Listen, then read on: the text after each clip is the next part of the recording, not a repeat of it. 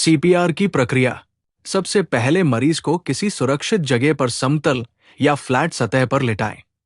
फिर मरीज की प्रतिक्रिया जानें। उसके लिए मरीज के कंधे पर 3 बार हाथों से थपथपाते हुए आवाज दें, आप ठीक है, आप ठीक है, आप ठीक है।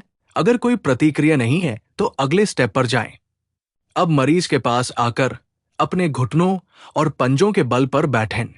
फिर अपने हाथ की 3 उंगलियों से गर्दन की ओर कैरोटिड धमनी पर पल्स जांचें और साथ ही मरीज की सांस जांचने के लिए छाती का उठाव देखें। पल्स और सांस चेक करने के लिए 10 सेकंड से अधिक समय न लें।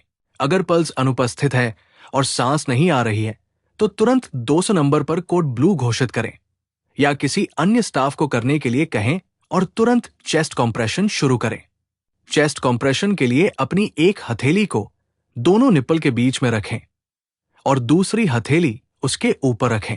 सुनिश्चित करें कि आपकी हथेली दोनों निप्पल के बीच स्टर्नम बोन के ठीक ऊपर हो, जिससे रिब्स के टूटने की संभावना कम हो। आपके कंधे दोनों हाथों के ठीक ऊपर होने चाहिए और कोहनियां सीधी लॉक होनी चाहिए। फिर अपनी उंगलियों को आपस में फंसाएं या फैलाएं पर छाती से ऊपर रखें। ब्रेस्ट बोन को 2.4 इंच नीचे दबाएं और दबाव के बाद छाती को अपनी सामान्य स्थिति में लौटने दें।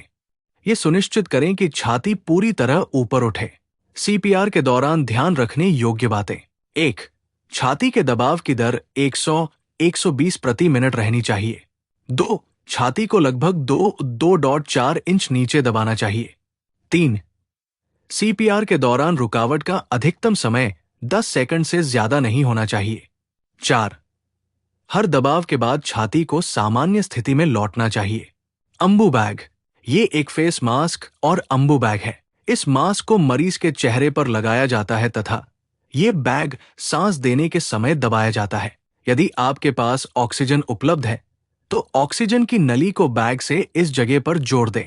मास्क का छोटा हिस्सा नाक के ऊपर तथा चौड़ा हिस्सा ठोड़ी के ऊपर रखें। मास्क को चेहरे पर दबाने के लिए अंगूठे और तर्जनी या इंडेक्स फिंगर से बनाएं तथा बाकी 3 उंगलियों से बनाकर जबड़े को ऊपर उठाएं ताकि मरीज का सांस लेने का रास्ता खुल जाए।